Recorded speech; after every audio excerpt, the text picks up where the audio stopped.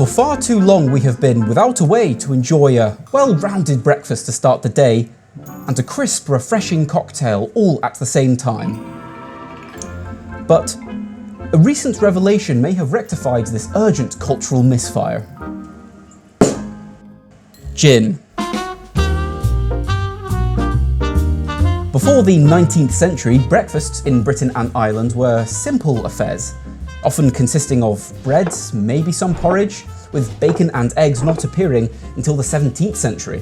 The full breakfast became popular in the Victorian era, evolving from aristocratic country breakfasts and being influenced by the rise of tea drinking.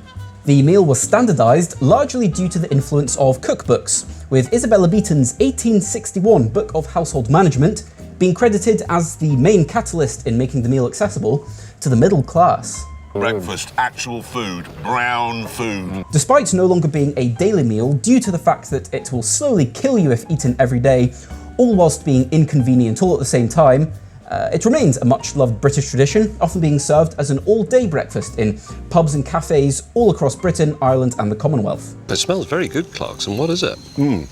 But in Britain, we like drinking. Not sure if you noticed, and gin has long been a staple of our drinking culture, a real highlight of which was the gin craze of the 18th century, where England for around 50 years got shit-faced off of gin and became literally ungovernable, which in my opinion is a fully justified reaction to embargoes put upon French brandy as a result of France and Britain's enemies to lovers arc, also known as the 700 years of war between the two countries.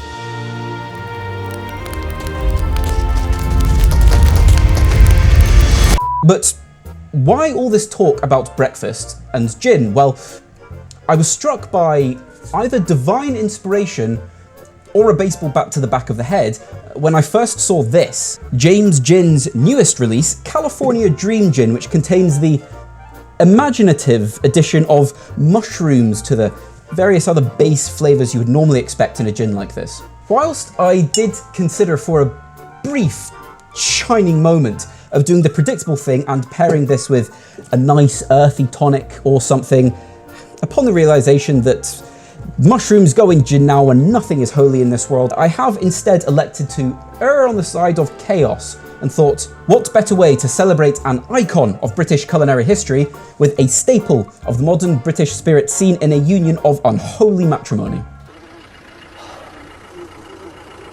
Kill me. Rest assured though, this is a fantastic gin and I shall not be limiting myself to just the full breakfast cocktail today. I will also be showing you a far easier and far more suitable cocktail that's a bit of a revelation with a California Dreamgin. After we've had breakfast, of course.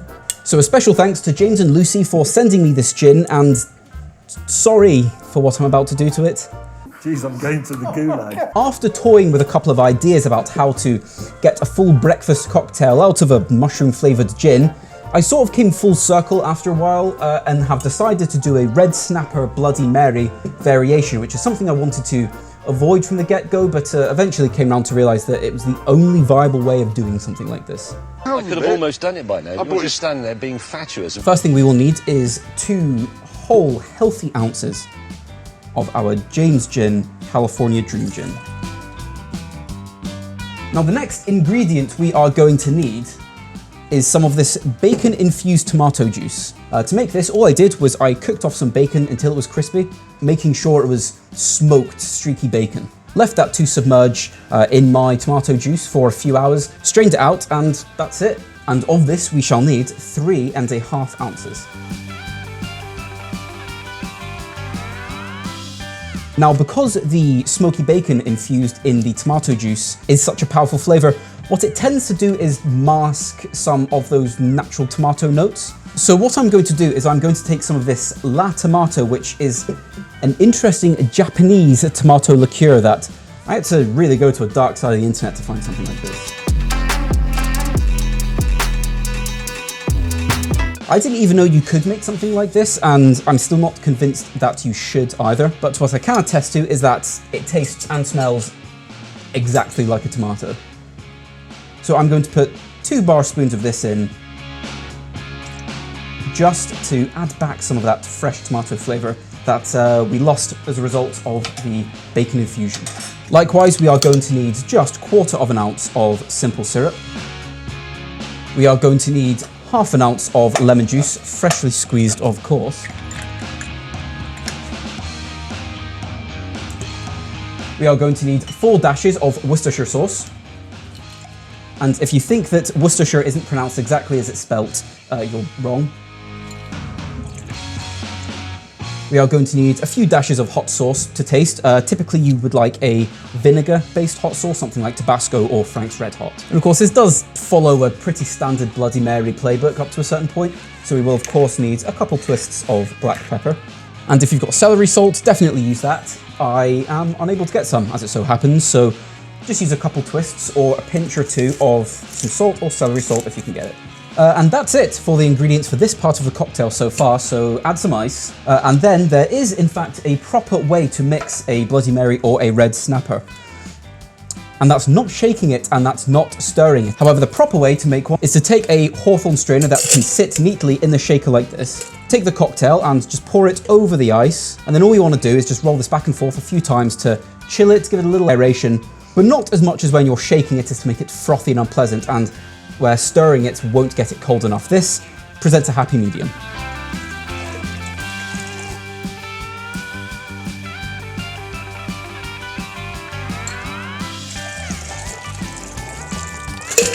And now normally I would serve this straight over ice, but for just a second I'm going to put this to the side, because this is indeed a full breakfast cocktail, and as you may have noticed, we only got a couple of the ingredients of a full breakfast in that part of the cocktail.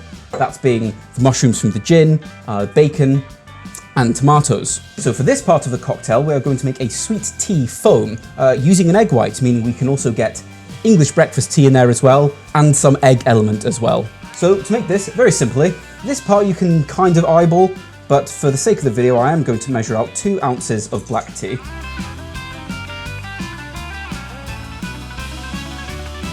I'm going to do maybe 1/2 ounce of simple syrup and a 1/2 ounce of lemon juice. Got to have the citrus in there to emulsify the egg white, which essentially cooks it. Take your egg and just extract out from it about half of the egg white. You won't need the full thing for this. Make sure to hold the tins together really securely, because unlike shaking with ice, where everything wants to contract and pull in, this is going to want to expand and it will want to blow up in your face. And then I would like this chilled a little bit as well, so I'm just going to take a couple of small ice cubes and I'm just going to shake this until they're fully dissolved.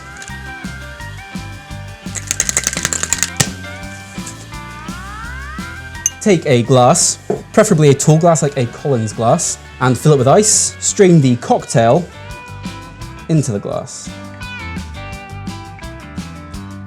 And then spoon some of the sweet tea foam over the top. And I am going to be a little bit out there with a garnish. I'm going to take a shiitake or similar mushroom, something that looks a little thin, spindly, because of course we have the California Dreamgin. The mushroom gin has to be honoured here. That's going to sit neatly on the rim of the glass. I'm going to take just a small amount of cress. That's going to sit just off to the side of the shiitake mushroom. And because why not, we'll also add a stick of celery. I'm going to add a straw. And there we have the slightly bonkers, but I think hopefully somewhat inspired, full breakfast cocktail using the James Gin California Dreamgin mushroom gin as a flavour base. Let's give it a try. Cheers. Oh, that's good. Damn, that's good. That is spicy. I can definitely taste the sauce. Sometimes my genius is... it's almost frightening. That mushroom gin comes through really strongly, because I think what it's doing is it's kind of riding on the coattails of that smoky, salty tomato juice. So complementary. Both those flavors are just bolstering each other up massively to bring them right to the forefront. I'm going to try it with some of this sweet tea foam. I think this will work quite well. That changes it quite a lot. Weirdly, that almost brings out more the salty elements a little bit. And of course, black tea is quite earthy. It has maybe something adjacent to some herbal flavors in there. that is kind of bringing out some more of the dried citrus peel, juniper, cardamom, other elements you might expect to find in a London dry gin. It's a full breakfast. That is a full English breakfast in a glass. In fact, kind of the tomato juice and a little bit of the tomato liqueur and the smokiness from that bacon are almost kind of synthesizing like the flavor of baked beans, like Heinz baked beans. Despite being entirely absent from this drink, it was one element I couldn't really find a reason to incorporate. I've kind of found that flavor has still found its way into the drink just via synthesis instead. God, that's ridiculous. So we've got full breakfast in a glass, which frankly has turned out way better than I could ever have hoped for. However, this gin is versatile, and there is one classic cocktail that I immediately thought of would pair phenomenally well with the mushroom element in the California Dreamgin, the Gin Basil Smash. The Gin Basil Smash was invented in the summer of 2008 by bartender Jörg Meyer at the bar Le Lion de Paris in Hamburg, Germany. You're a bigger idiot than Richard Hammond. Originally called the Gin Pesto, it rapidly grew in popularity all over the world, very quickly becoming known simply as the Gin Basil Smash. So, Gin Basil Smash, very simple cocktail, and it starts with 12 basil leaves.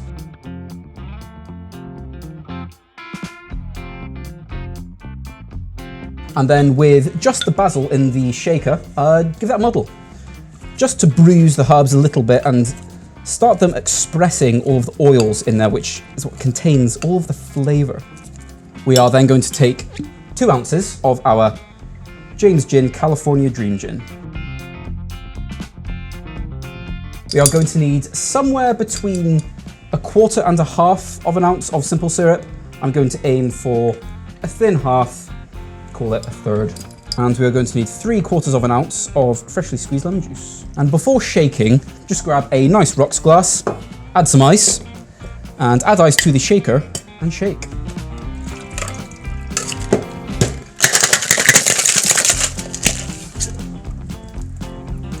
And double strain. Double straining, very important here because we have utterly obliterated that basil, so we just want to remove as much of that as possible. Very simple garnish. We are just going to take a nice sprig of basil, lightly give it a slap just to awaken some of those aromas, some of those oils. Pop that around the rim of the glass, and there we have it. That is a ever so simple, but ever so elegant Gin Basil Smash featuring the James Gin California Dreamgin, and I think that mushroom element in there is going to do some really magical things. All right, let's give it a try. Cheers.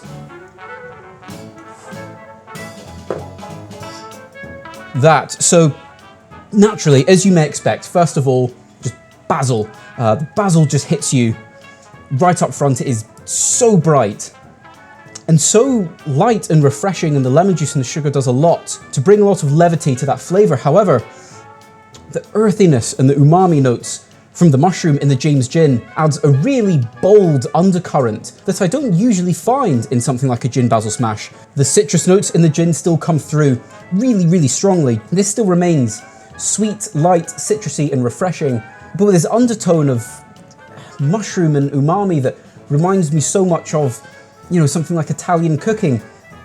And whilst that sound like it may kind of be at odds with the sweet citrus flavors we have going on in here, they aren't sitting in conflict at all. They're not pulling against each other. Everything in this glass lives in perfect harmony. This is a really cool drink. This is unlike any other Gin Basil Smash I've ever had. This is really, really cool. So thanks for the gin, James. I was really worried that I was gonna ruin it a bit for you there, but no, both of these cocktails are absolutely phenomenal.